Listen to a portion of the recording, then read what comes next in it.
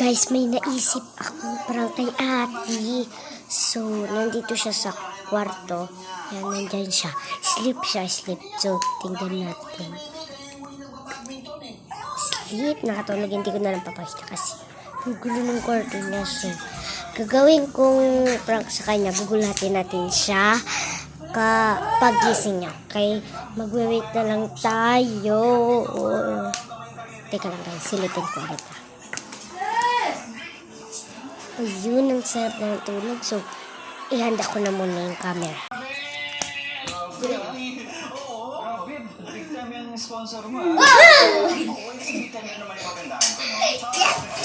Success, guys!